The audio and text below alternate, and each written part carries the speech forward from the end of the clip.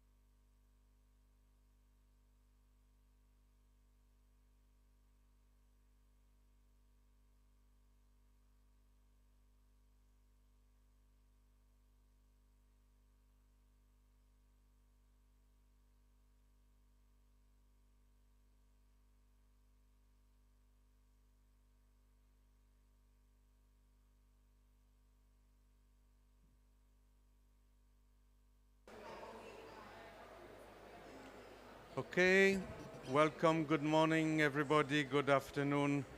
Welcome to this session on digitalization of agri-food systems for global food security, organized jointly by FAO and Vodafone.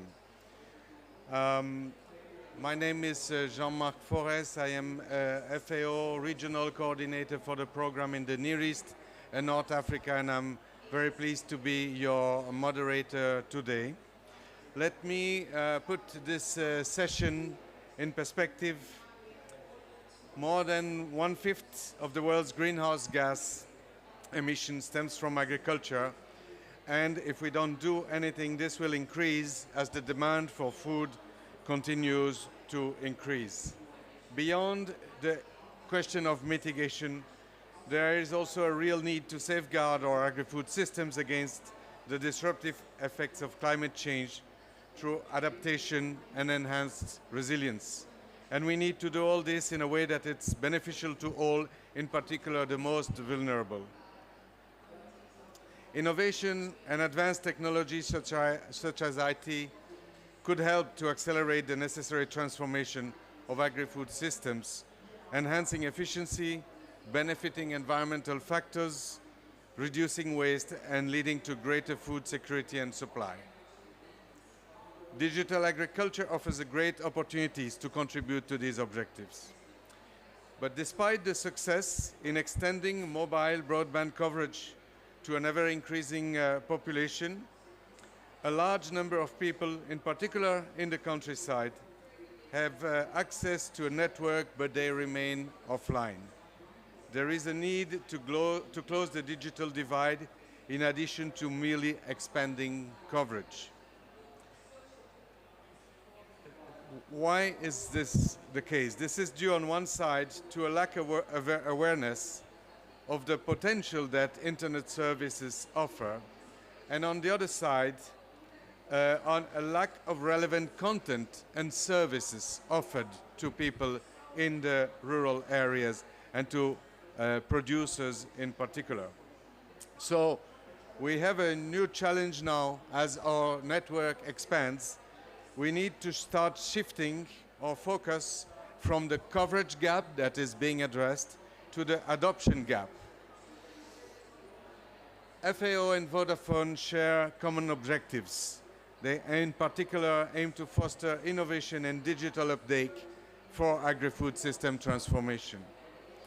This is why we joined forces in convening this meeting with the objective of presenting the work being done on universal smartphone access, looking in particular at what is being done in Africa, and discussing experiences on the ground on expanding adoption of IT solutions for agriculture. We will have, this session will be divided in two. We will first have an introductory segment with keynote speeches from Shamil Jozoub, CEO of Vodacom, through a video message. And then Maximo Torero-Cullen, who is Chief Economist at FAO. He will address us from Rome. And we will have Taki Neshitense, Chief Officer and External Affairs Director for Vodacom South Africa, who is here with us. So I will start with asking for the video message from the CEO of Vodacom.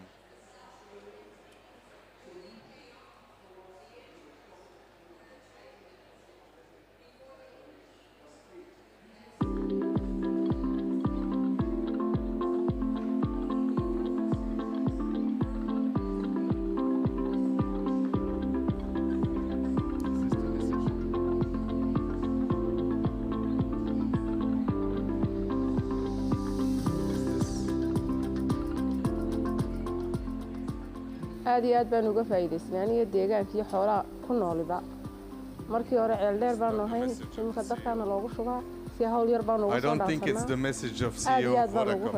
Way fiican yihiin biyaha. The message of Shamil Joseph. It happened to the Secretary General, so it can happen to us also.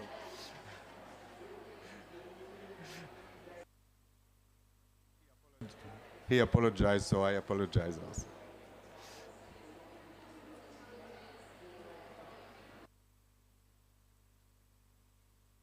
Maybe as colleagues are looking for the message, maybe can we swap and have the introduction by Maximo Torero? Is this possible? I am connected, but I will need them. Can you hear me, Jean-Marc? I can hear you. We cannot see you yet. Maximo, you are with us. Yes. I need to be able to share my screen. Is that possible? I hope so. Good morning, Maximo. You will present the findings of the Broadband Commission Working Group on Smartphone Access and the proposed actions. Can Maximo share his screen?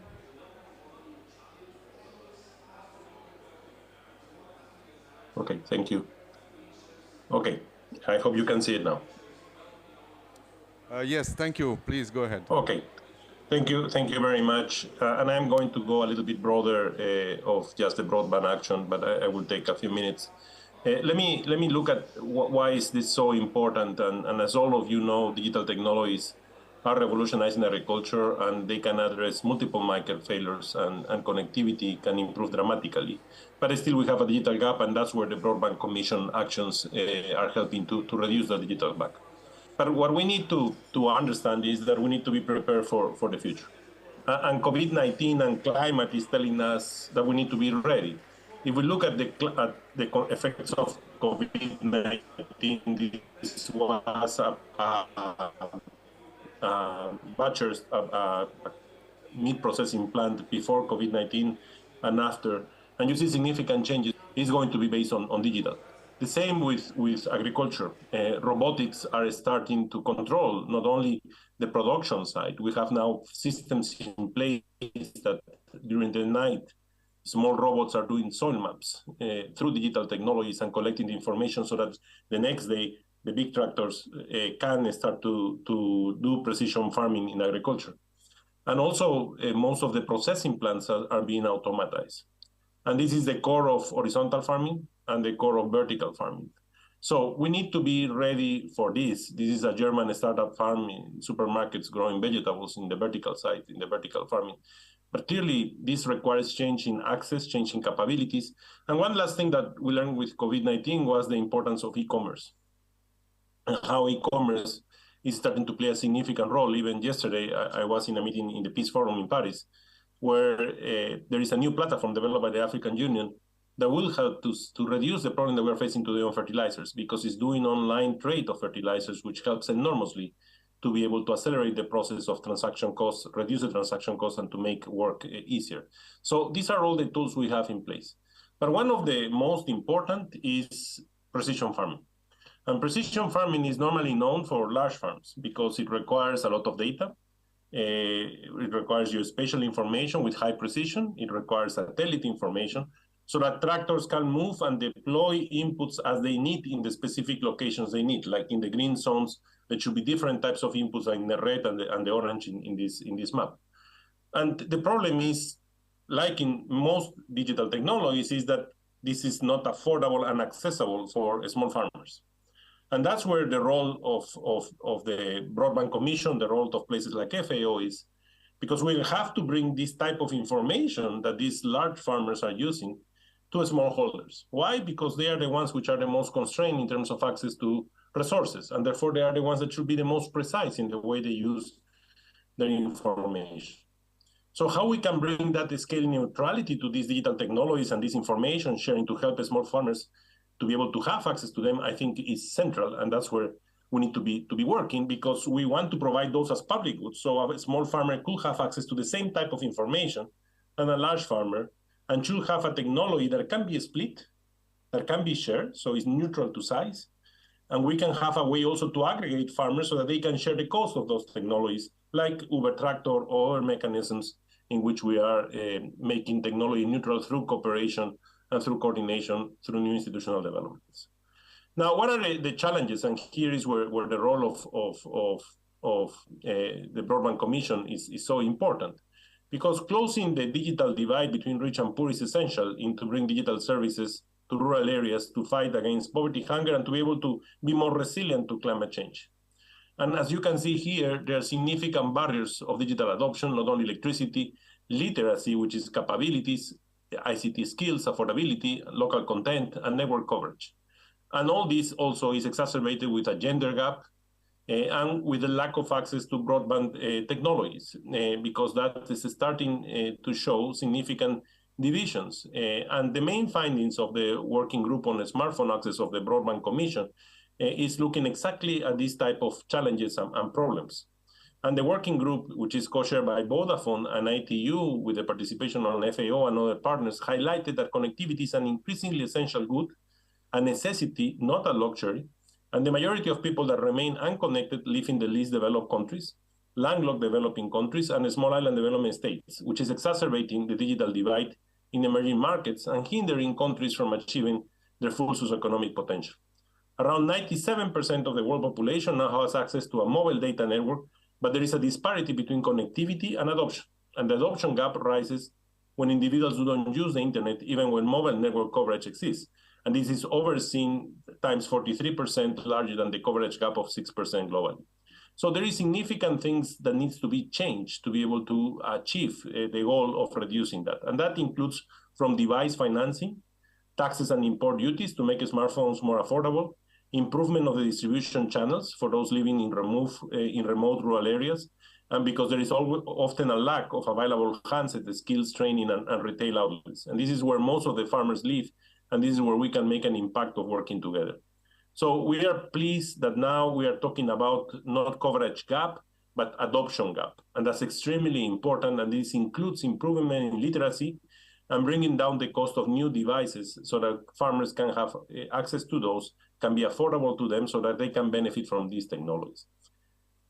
And this is represented, what we need to is to increase substantially the use of internet. And here, the darker, the less use, the lighter, the more use of access to internet. Now, what are the opportunities here? As I have been saying, the opportunities are huge. Digital technologies can help enormously to reduce information asymmetries. We know of impacts on that.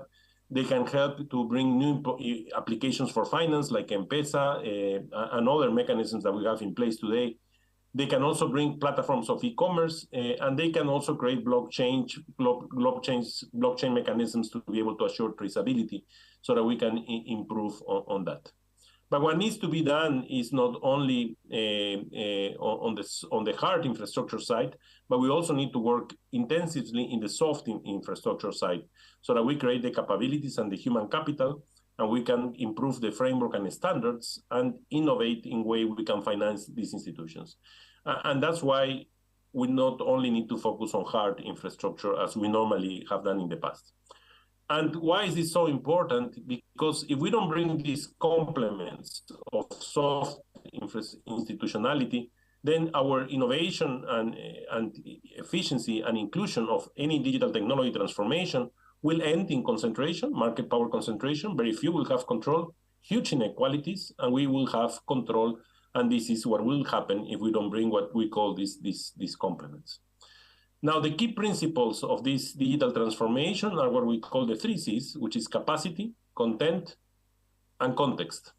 And it has to be simple, sustainable, and it has to be a system approach, because we need to understand and integrate holistically all the different sectors in place. And let me give you, in the few minutes I have left, few examples. And this is our strategy in terms of data, tools, and capacity building. For example, we are using intensively data to be able to trace and have early warning systems of what is happening in terms of potential social unrest, in terms of food price indexes, in terms of how this could have an impact. And we started this process with a data lab that is allowing to do that. Today, we are also starting the deployment of soil digital nutrition maps, which will help farmers to give a step forward to be able to achieve this precision agriculture. We have also monitored prices and how prices are evolving real time by commodity, which will allow us to understand where are the hotspots of price increases and if they are reasonable or if they are a result of potential local speculation. So it's very important to have all this information available. We have deployed crop calendars to farmers, and this is very important for the use of inputs. When is the planting season? When is the harvest season? This helps enormously farmers to make decisions. And we also have deployed our geospatial hand-in-hand initiative, which basically brings all the geospatial information that we have together with the information of our partners, and is helping us to target interventions through territorial approaches so that we can locate in areas where there is agricultural potential and then try to bring all the tools to achieve this goal that we have in mind of creating this public good to assure precision farming for smallholder farmers. So if we have these digital soil maps, for example, and farmers can put their GPS location through just a picture, a digital picture, and they know where to plot, we can use just a digital phone to guide the way they use their inputs so that they can become more efficient. We can tell them what combination of NPK they need to use, given what they produce, what crop they produce, and given the characteristics of their soils. We can help them through digital imagery to see what food diseases or what plant diseases they have so that we can minimize losses on the production side. So there is an enormous world of options that we have. But again, we need to be careful in reducing this adoption gap, which is so important. We have developed also a portfolio of a service portfolio of digital service portfolio, which is looking at different elements that we can resolve and we can use. And we are now finalizing at the end of the month what we call an app for food loss and waste, and especially food losses measure, so that farmers can auto-report certain questions, answering certain questions, and that can give us an idea of where losses are, the magnitude of the losses they have. This helps enormously because it helps also to bring more information to farmers. They can just text it, they can just get information that we can help them to move.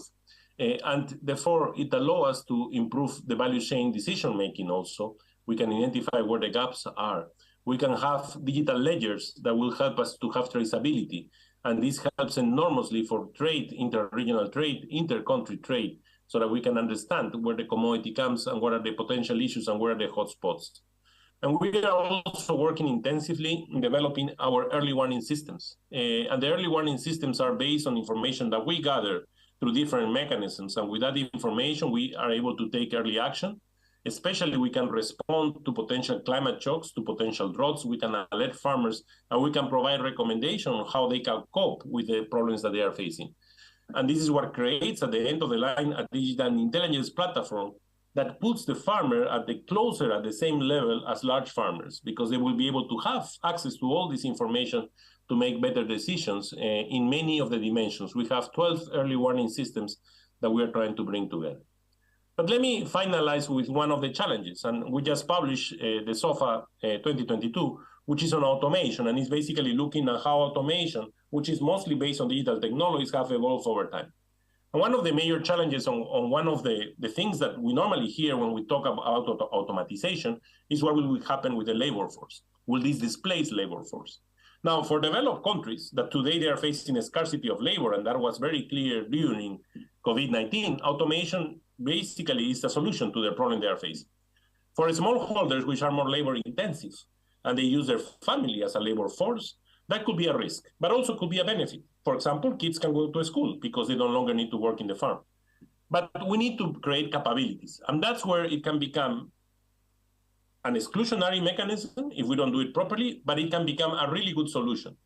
Why? Because if we create capabilities on the youth, especially like in sub-Saharan Africa, we have enormous amount of youth, we will be able to train these people and to create new employees that will have the capacity skills to work with these digital technologies and therefore help their parents, which are working in the farm, who have an aging problem in the farms, and accelerate the process and increase productivity and efficiency and make them more resilient to climate and to climate variables that will be happening. If we don't do that capability training now, we will be facing a challenge. So again, it's a choice of policymakers that have to make, and they need to think intertemporally what will be the benefits of being prepared for those challenges to be able to avoid and to minimize those problems, and on the contrary, to be able to benefit from those digital technologies. Let me stop there, and thank you so much, Emma. Thank you so much, Maximo. This was really an impressive demonstration of the potential, also the issues related to data, tools, and capacity building.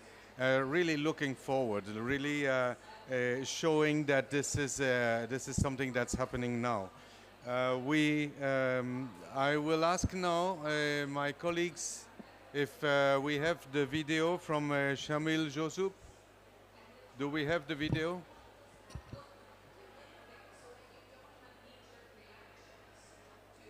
Please.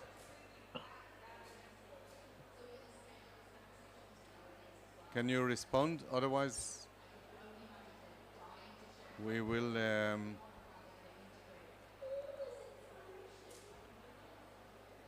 Okay, so unless there is a video, it's coming? No, okay, so we will continue and we will be very glad to listen to the CEO of Vodacom when technology allows. So now let me invite to the floor Taki Neshitenze, Chief Officer and External Affairs Director for Vodacom South Africa, and you will present to us the findings of Africa.Connect and Farmers Survey Research.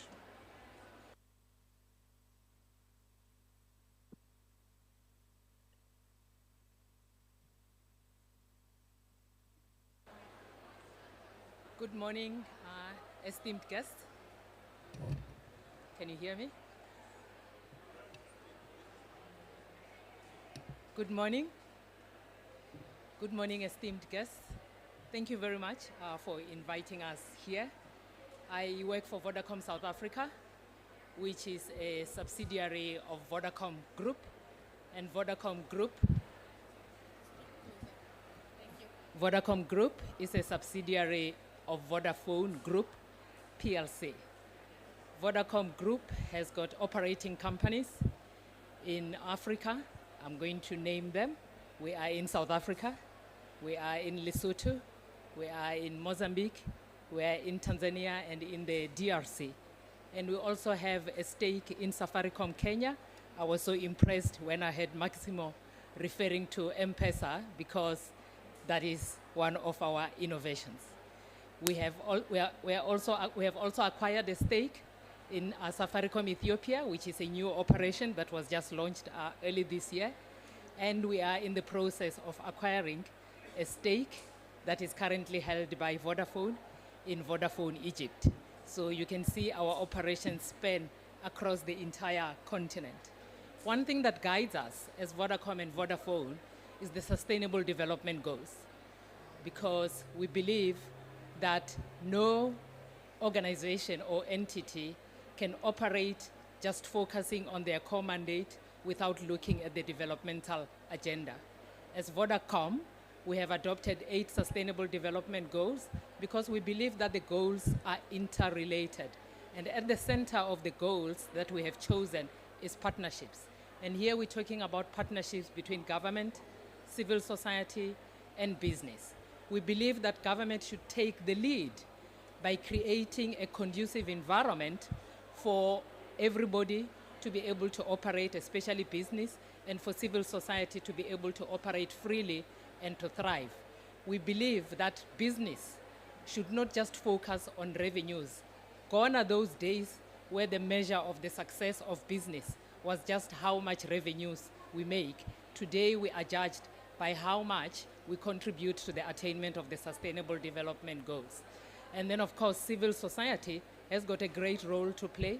They are the ears and eyes. They have to hold both government and big business accountable for the promises that we make to the consumers, to our customers, and also to society in general. The United Nations is hosting this conference as we are emerging from the COVID-19 pandemic, which did not only ravage families and society from a health perspective, but it also worsened existing food insecurity. And there are things that we need to look at to say, what do we need to do as partners in order to address the challenges that are unfolding? As we're preparing ourselves to move to the post-COVID reconstruction agenda, the war in Ukraine and Russia started, and it is bringing with it a lot of challenges. One of them is food insecurity, which is worsening. It is also disrupting global supply chains, and we're also seeing rising inflation. Over and above the war and the challenges,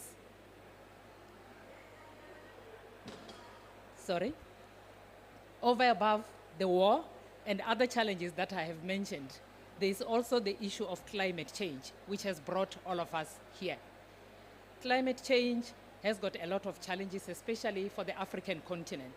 Even though this continent is one of the least emitters of greenhouse gases, but we are beginning to see that the people of Africa are actually being affected the most by climate change.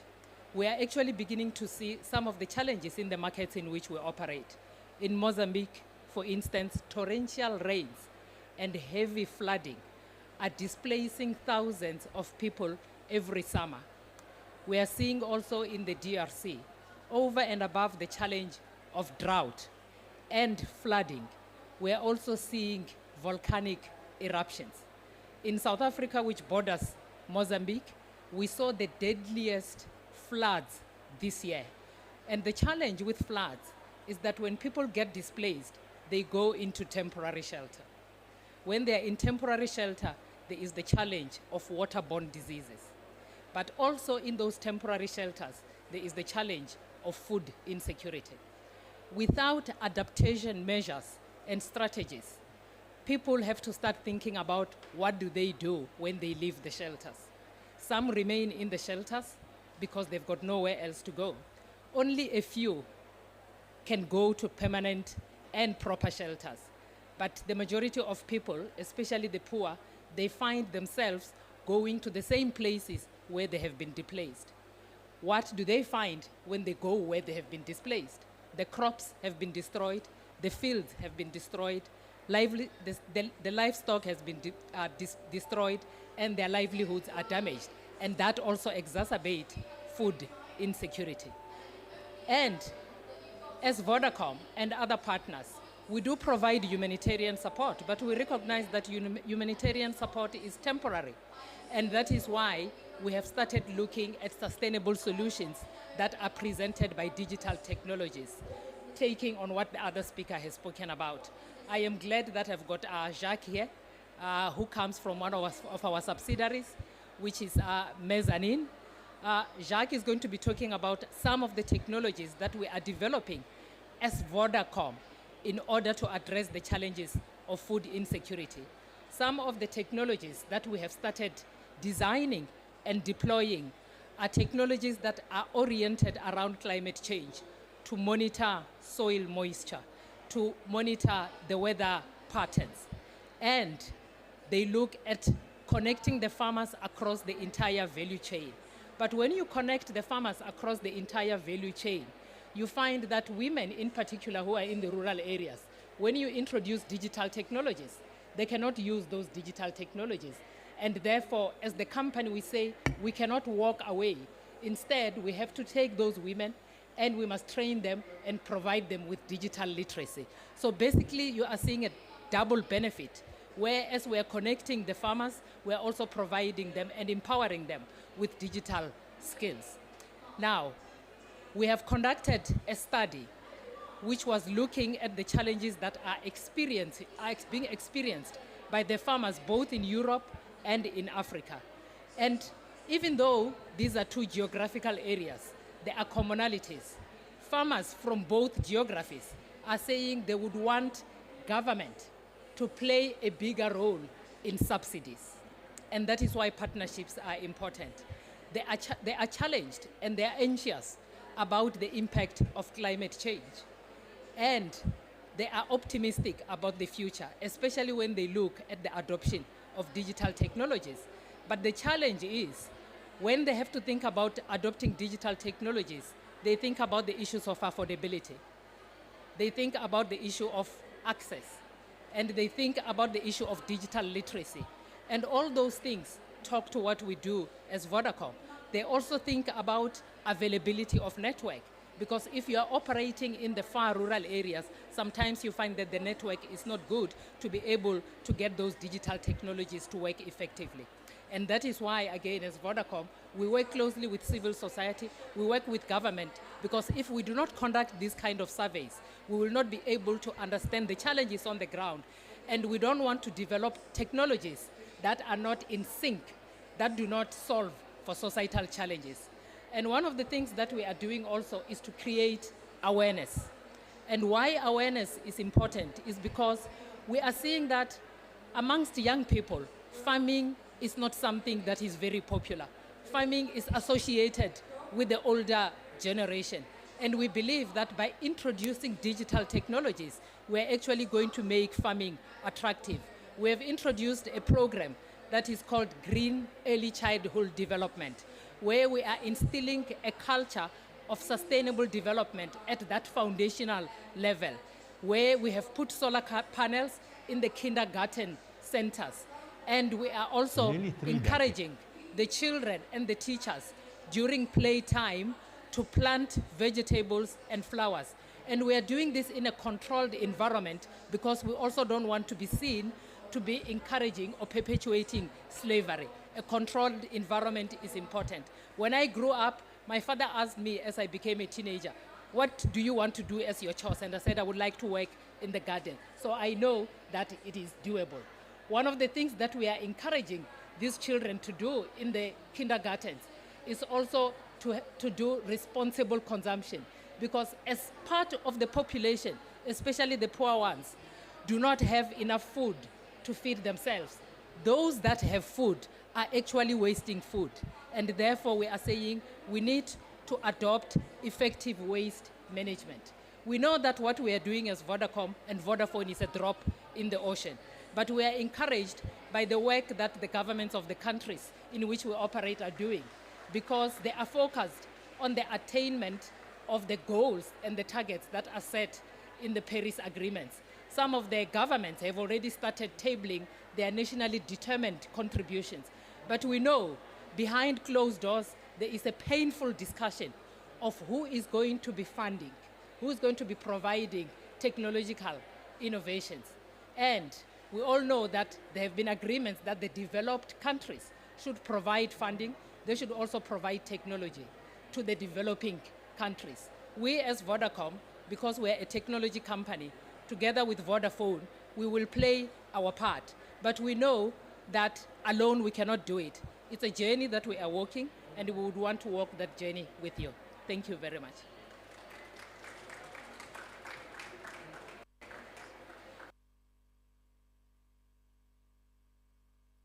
Thank you so much. So, you know, we have been pushing, all of us, for having the youth taking an important, more and more important part in the COP discussions. Now the youth, they are next to us, and we compete with them for noise. So that's why we have to speak very loud, and I understood you understood that. And there is it's a hard world here, very competitive world. Thank you so much. And empowering farmers with digital skills is really what we are discussing here. We have agreed to be a little bit innovative also in our event. We will leave the speech, the video message from the CEO of Vodacom for the conclusion. And in the meantime, we will continue as the second part of our session with the panel discussion on scaling up technology access in agri-food systems. So we are lucky that we have 4 panelists, of which 3 are with us today, and 1 is available online.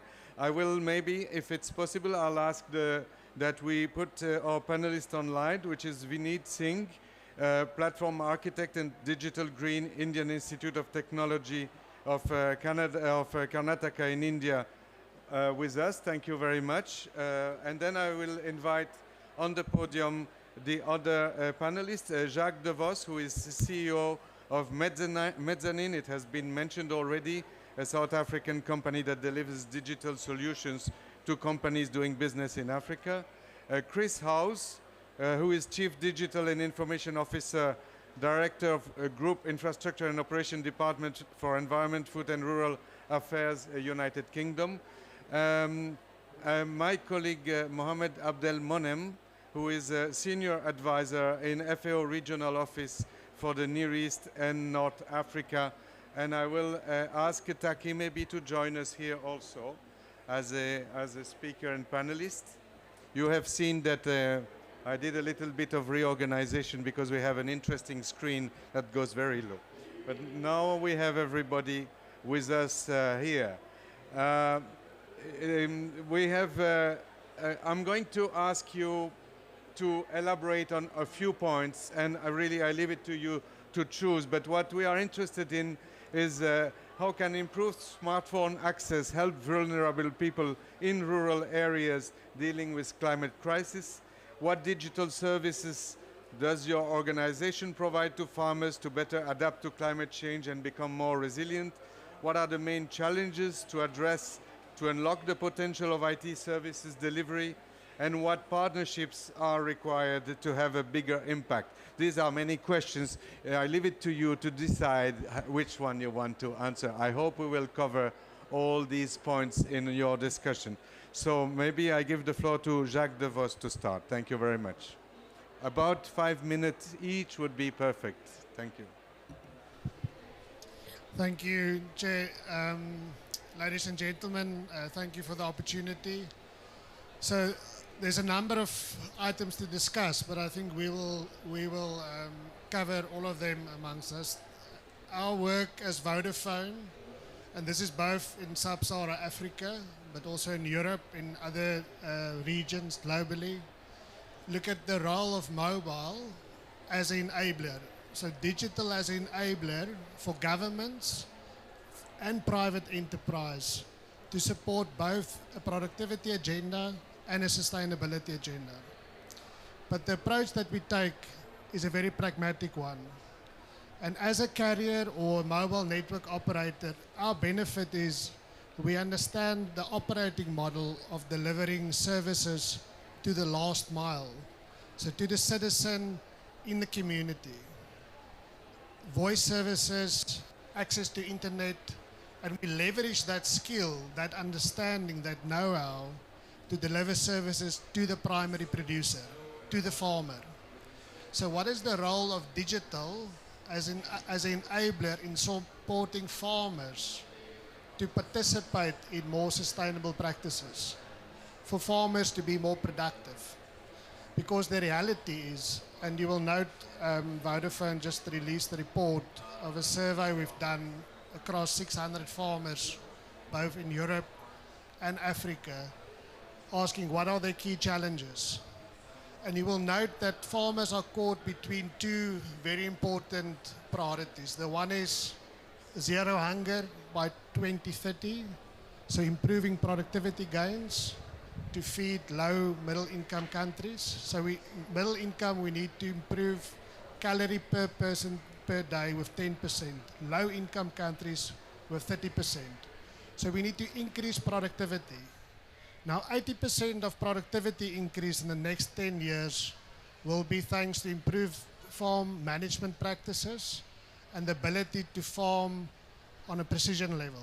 So make more informed decisions with respect to water utilization, what variety of seed to use and my soil type in order to be more productive. Only 15% of increase in productivity will be because of increase in land use. So there's a productivity agenda from a food security point of view.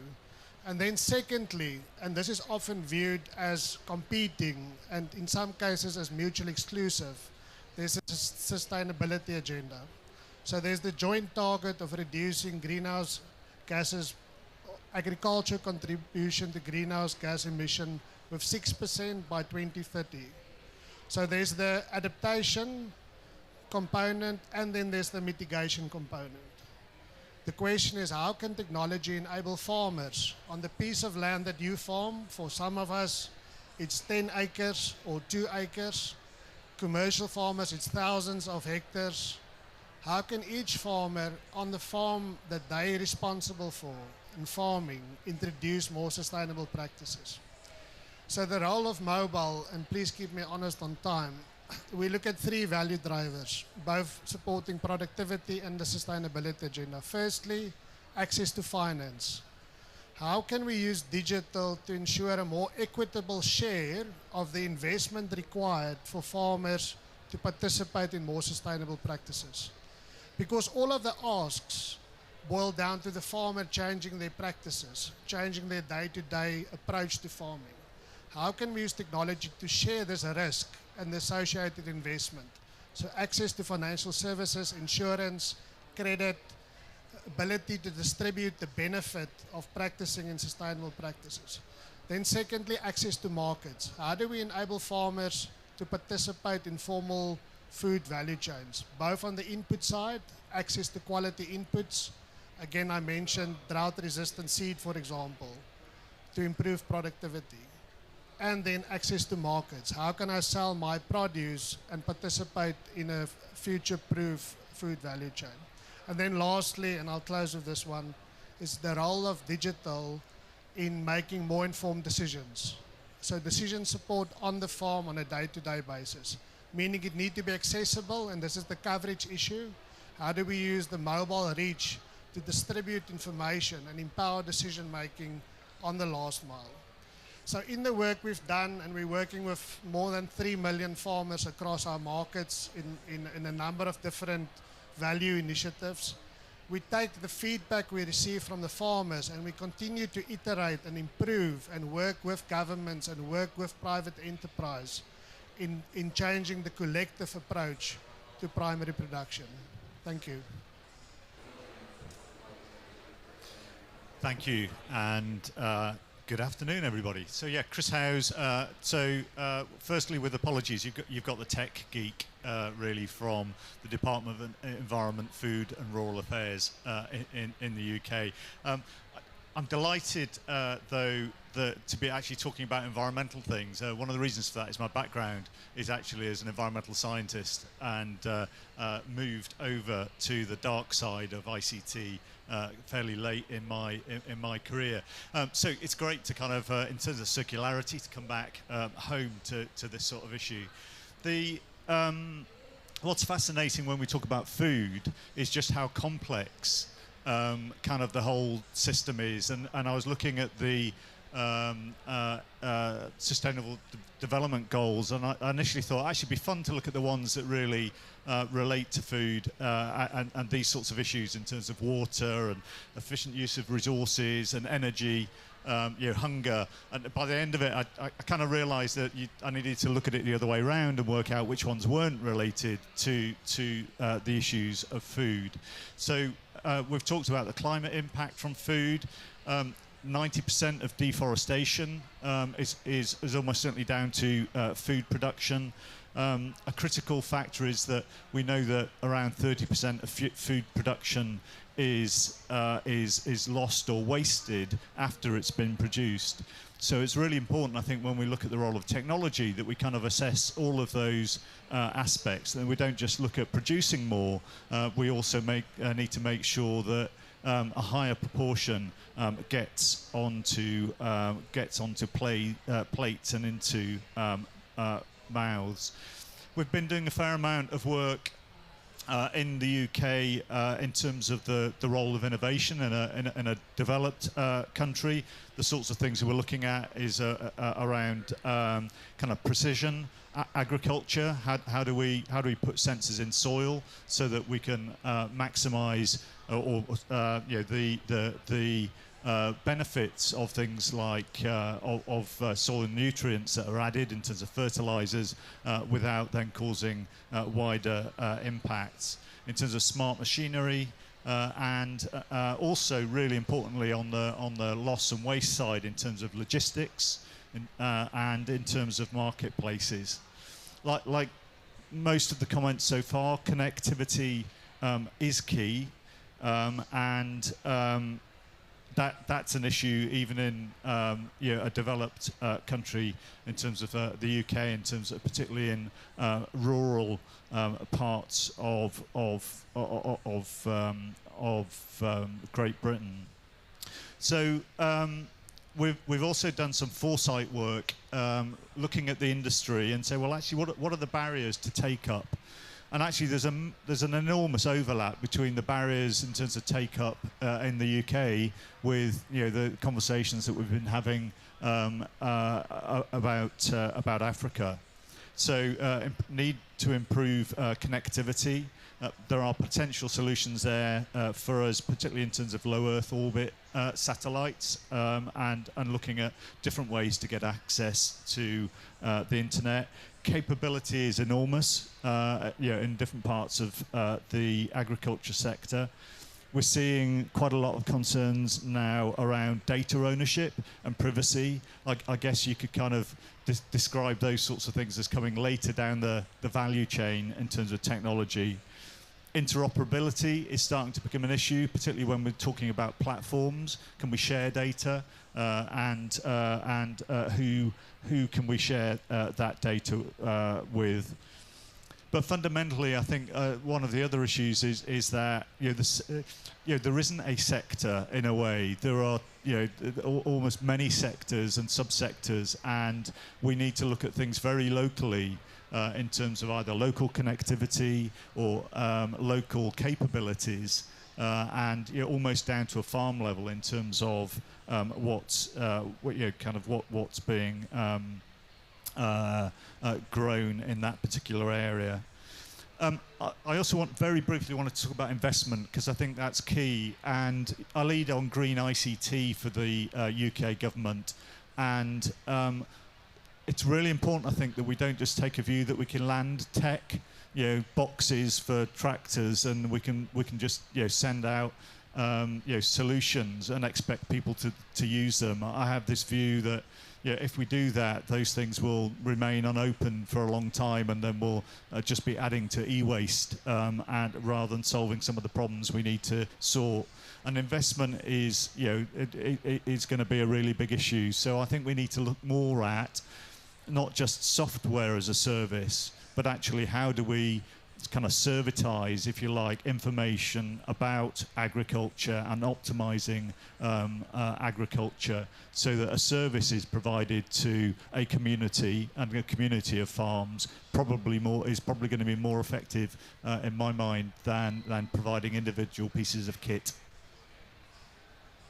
Thank you so much. Now I ask my colleague Mohamed, maybe as a follow-up of what Maximo showed, maybe some of the applications that are being developed in the nearest region.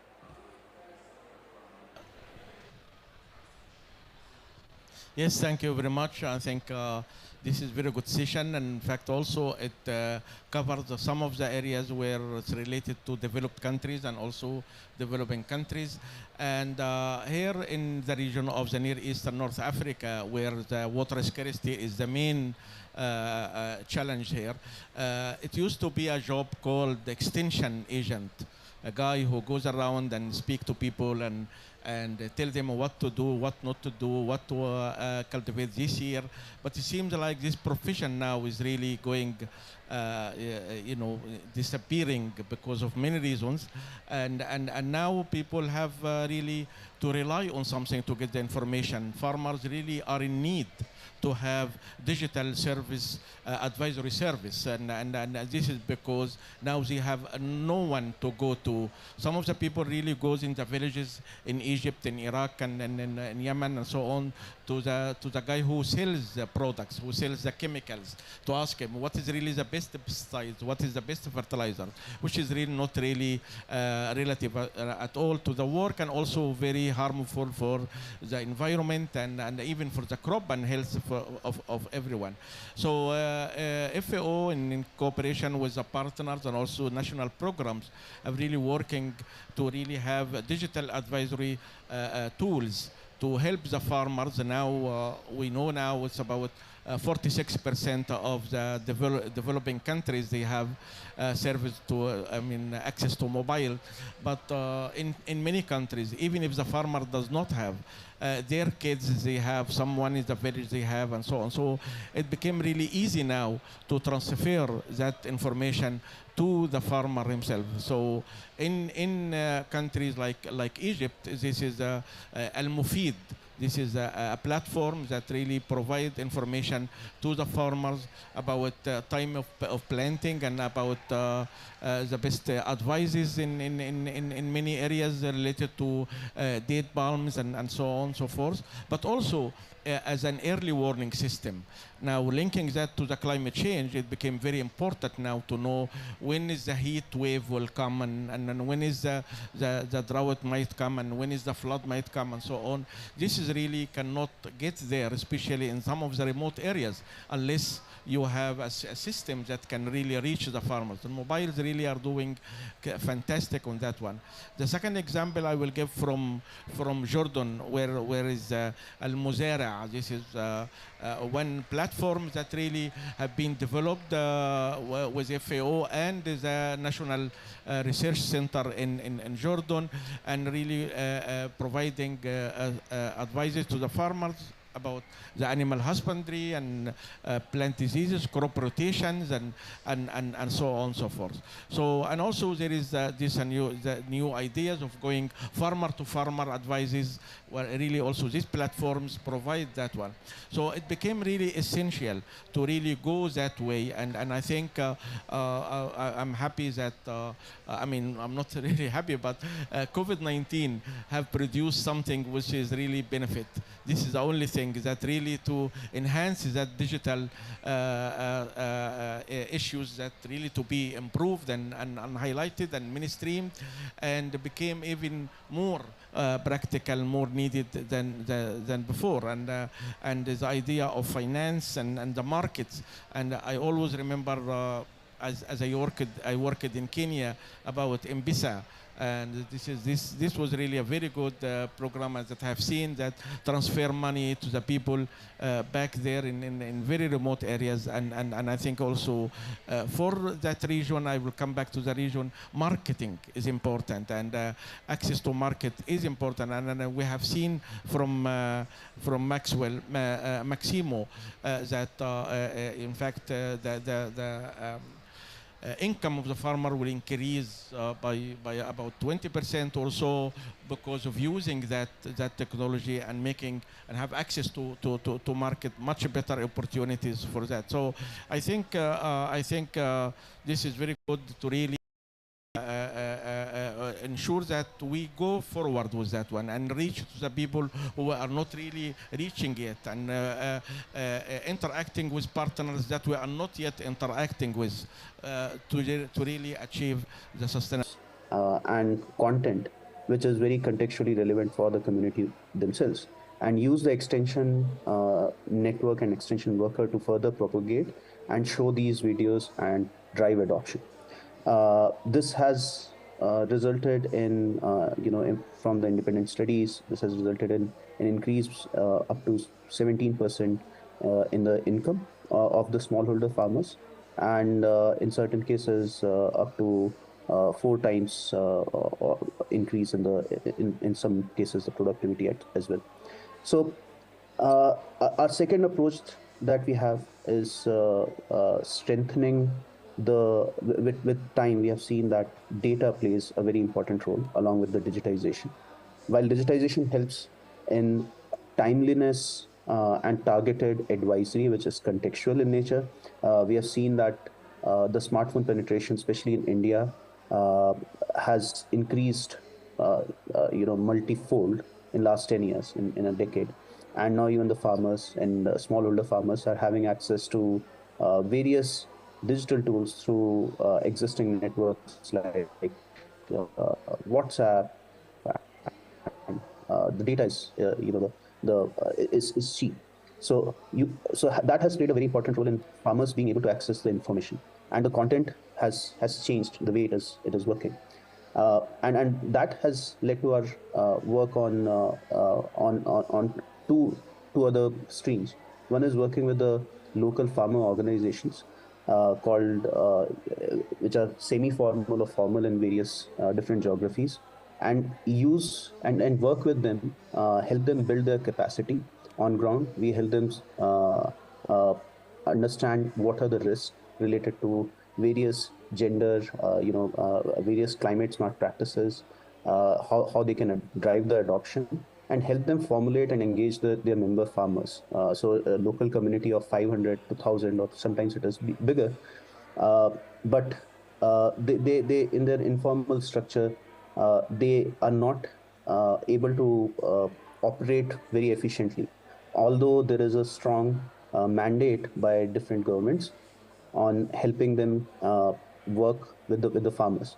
Uh, and that is where we help them build the capacity, as well as help them with the digital tools and a sort of a digital playbook, which would leverage the existing infrastructure, existing networks like WhatsApp groups and in person.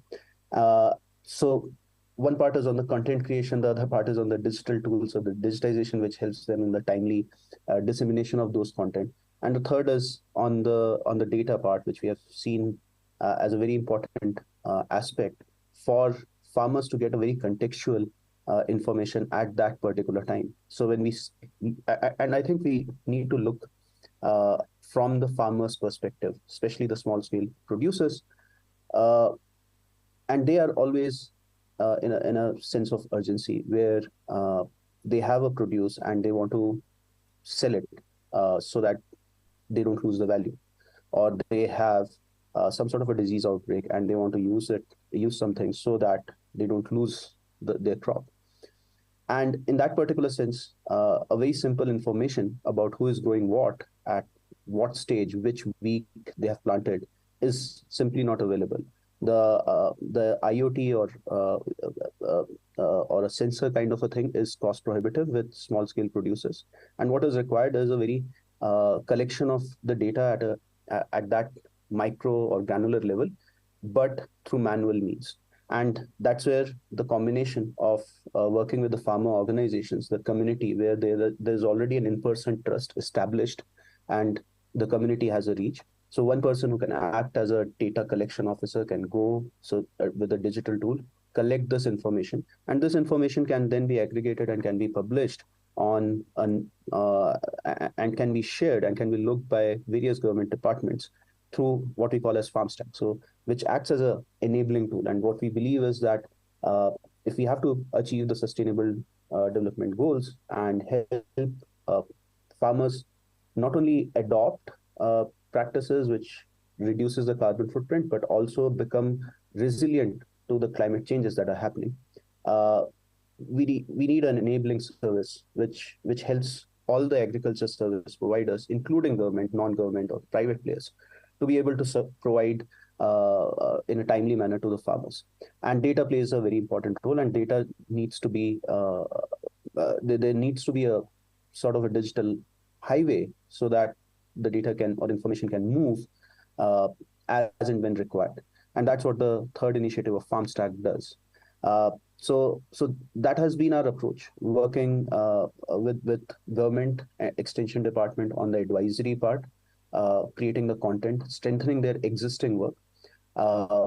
Second, working with the local farmer organizations, helping them build capacity and helping them adopt digital tools so that they can collect data and they can also pass on the information. And third, getting this information that is collected to be exchanged through an open digital public good kind of a network called FarmStack, so that farmers can get in a contextual, timely manner the services. So I'm happy to hear certain thoughts and quite resonate with my fellow panelists who have talked about various of these aspects as well. Thank you. Thank you so much. We will not have time in this session for Q&A, and I would encourage persons who would have questions to reach out after the session with the different panelists, and hopefully also with Vinit. We are a little bit late. We now have our video. We will listen to the introduction. This is circular economy, you know, of Shamel Jozoub. And then you have seen on the screen, we'll ask our colleague Maurizio Martina, who is Assistant Director General at FAO, to provide concluding remarks. Now the video, thank you. For nearly 3 decades, the United Nations has hosted annual climate summits. Over the years, these events have brought together almost every country on Earth. It is here that world leaders, policy negotiators, government representatives, businesses and citizens gather to assess progress in dealing with climate change. We meet to develop strategies and reach agreements on how we can collaborate to tackle the global climate crisis. As I'm sure everyone in this room knows, as we sit here at the 27th iteration of these gatherings, there is still so much to be done. Work that cannot be done alone.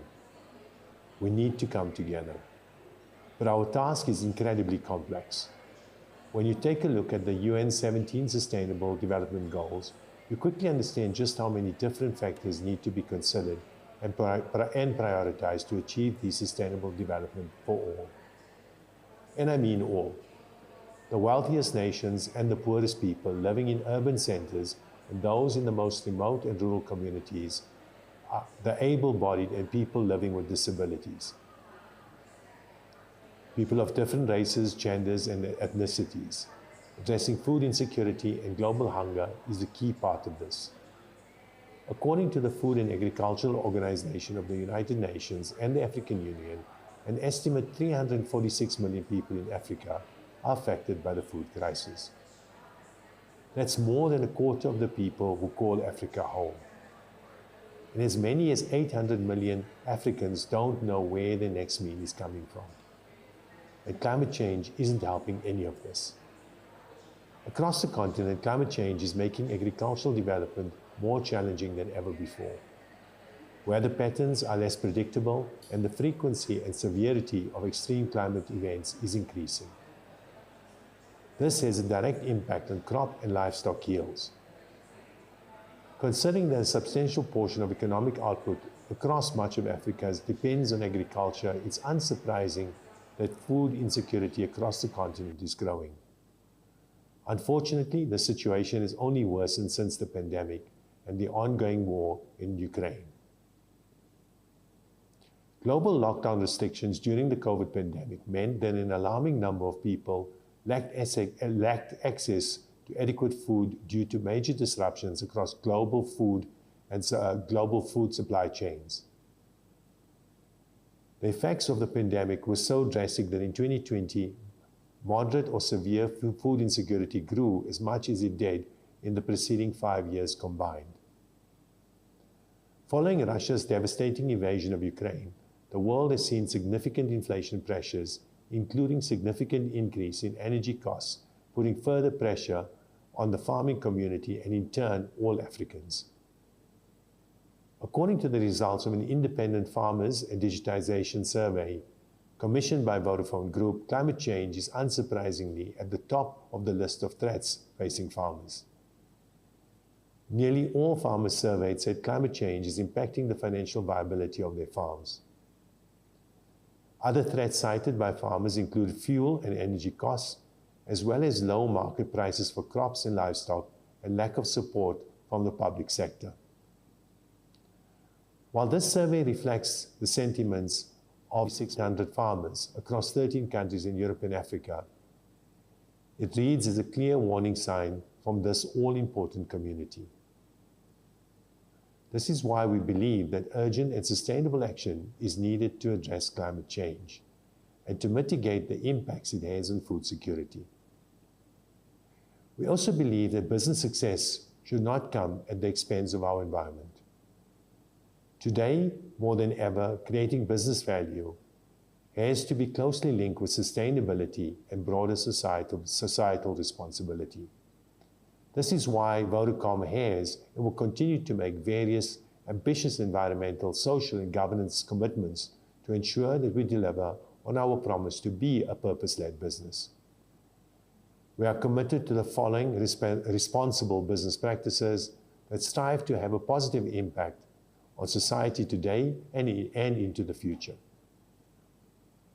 Technology and connectivity are powerful tools when it comes to addressing these challenges and improving people's lives. As Vodacom, we've invested into strategic projects and entered into a range of strategic partnerships to deliver future-ready products and services that enable individual customers, government, and enterprises to access the information and resources they need to make best decisions. We know that there are millions of small-scale farmers throughout Africa. These farmers are typically more vulnerable to fluctuations in temperature and rainfall than farmers in more developed countries. While farmers in developed economies have the resources to quite easily adjust what they plant, irrigate their fields, and apply various crop inputs to mitigate the impacts of climate variations, it is usually a lot harder for farmers in developing nations to do so. This puts African farmers at a distinct disadvantage. Using connectivity and technology to enable these smallholder farmers to become more resilient is a matter of urgency. Doing so addresses a number of SDGs, especially eliminating poverty, promoting gender equality, enabling economic prosperity, and reducing inequality. By developing strategies and support mechanisms to promote sustainable agriculture, we can improve the productivity of smallholder farmers so that they can play an active role in ensuring that everyone has access to the food they need to lead a healthy life. According to the research mentioned earlier, farmers in Europe and Africa feel that the digital technologies can help farming succeed in the future, with the use of digital farming technology set to increase. According to these survey results, farmers are willing to invest more in this area to help them combat issues like climate change, with the majority of farmers planning to invest more in digital tools in the next 12 months alone. It is our job as private and public sectors to support farmers as they evolve their practices. The overarching sentiment among all the participants was that greater support is required. As much as 87% of farmers across Kenya, South Africa, and Tanzania would welcome more support to help address issues like the cost of devices and other hardware, which was cited as a particular barrier by nearly half of the farmers. Over half, 54% of those farmers surveyed in Africa want training on how to use digital solutions. And 38% believe that better mobile internet connectivity will help them to be more effective in leveraging digital tools and solutions on their farms. We believe that connectivity, access to smart devices, and key data is key to delivering the agri-empowerment and economic developments discussed in the SDGs. We also believe that partnerships are vital to deliver the change required, which is why Vodacom works with like-minded partners such as the UN for Women in South Africa, Agro Miwenda in the DRC, and MCL in Tanzania, along with a host of governments to create positive impact at scale. By driving inclusive access to digital technology, we can help farmers mitigate the impact of climate change through, for example, better water and fertilizer use practices. A solution like Connected Farmer serves as a prime example of this. Connected Farmer is a digital platform that small farmers can use to engage with a broader customer base, seek advice, access important information, and even secure credit. Developed by a Vodacom Group company called Mezzanine, Connected Farmer helps users create workarounds to mitigate the many hurdles that stand in the way of their efficiency, productivity, and success. By providing farmers with access to the digital economy, boosting financial inclusion, improving the quality of their output, and helping them to connect with new markets, Connected Farmer empowers farmers to increase their gross income by as much as 80%. And accompanying this increase in income comes an ability to create jobs and lift millions of people out of poverty. But it's not only the farmers who benefit from solutions like Connected Farmer. By linking farmers with a broader variety of suppliers, those part of the agricultural supply chain can now help to source more food from a more diverse range of producers. This is just one example of how digital platforms allow different agricultural stakeholders and smallholder farmers to connect with each other and to transact far more efficiently. And there are so many more. In South Africa, our Women Farmer program is making agriculture more accessible and profitable for women by teaching them how to use mobile apps to connect to potential customers and unlock enormous economic opportunity. In Kenya, DigiFarm leverages mobile and digital to give farmers a better understanding of what is happening on their farms so that they can identify and address problems before they escalate. Vodacom Tanzania's Mkulima platform provides a digital marketplace where farmers can list their produce, enabling them to connect directly with buyers without any need for an intermediary. While the impact of these tools and technologies is clear, we still need to address issues around access, affordability, relevance, and critically, we must ensure that policy does not stand in the way of progress. A general lack of broadband connectivity and poor access to digital solutions remains a stumbling block. This demands that governments, the private sector, and civil society cooperate so that we can come up with ways to deliver connectivity to the most underserved members of our society. This way, we can ensure that digital progress takes place without anyone being left behind. From an affordability perspective, we must boost access to hardware. In 2022, over 5.3 million of Vodacom's low-cost smart feature phones were sold. For me, this highlights that there is incredible demand for more affordable handsets. We must also take a hard look at financial exclusion and how inability to participate in formal and digital economies prevents farmers from changing their ways of working and improving their circumstances. When I mention relevance, I want to highlight the importance of making sure that the solutions we create are developed with the local context in mind. That way, we can deliver real value. Restrictive data practices can make it tricky to design impactful and tailored solutions. This is where policy comes into play. In Africa, our farmers are to take seat at the digital agricultural table. We must transform restrictive regulatory policies and practices around digital, cloud, and data services. These hamper the growth of Africa's digital economy. By creating an enabling regulatory environment that supports the secure flow of data between jurisdictions via innovations like cloud computing, farmers will have the opportunity to access the critical agricultural insights they need to farm more effectively. As Vodacom and Vodafone, we are privileged to participate in this conversation and to be part of an event like this that brings some very important and often very difficult conversations to the fore. Together, we can find new scalable solutions to global issues, harnessing multi-stakeholder participation between government agencies, the private sector, and civil society to bring about change. In closing, I want to leave you with a sentiment from Dr. Jane Goodall, an English activist, primatologist, and anthropologist. What we do makes a difference. We have to decide what kind of difference we want to make. Thank you. Thank you. Thank you so much.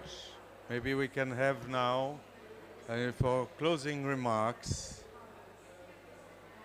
our colleague Maurizio Martina. I think the interventions have ticked all my boxes, all my questions. I'm very happy, and unfortunately time is short, so now I give the floor to Maurizio for concluding remarks. Thank you, Jean-Marc.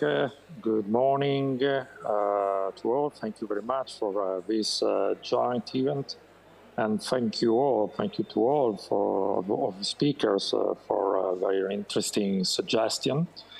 I want to underline a few points. Through digital cooperation, we can accelerate agri-food systems transformation and help achieve goal food security. Today's event shows that mobile phones can become the new agricultural tools to reach the last time, helping the smaller scale and family farmers to benefit from economic and technological development. But this can only be achieved if we improve smartphone affordability, accessibility, adoption, and digital literacy, and provide relevant data, content, and knowledge.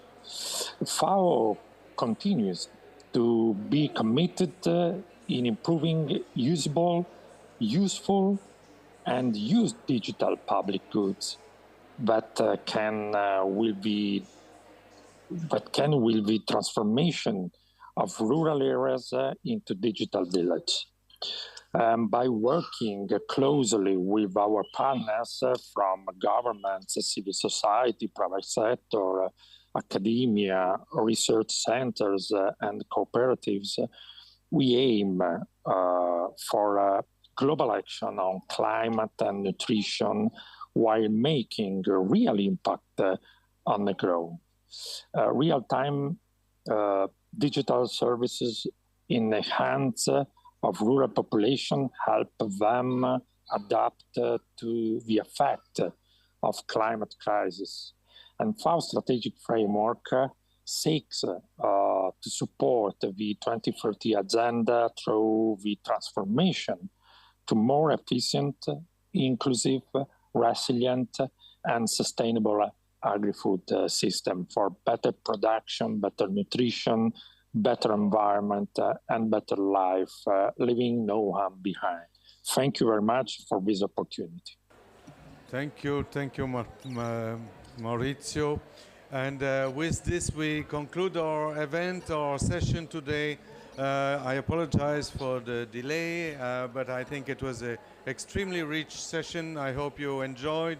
And as I said, please continue your contacts one-to-one with the colleagues. And we are convinced that we see a trend in acceleration in digital services, and our role is to make sure that this reaches, in particular, the smallholder farmers. Thank you so much. Bye-bye.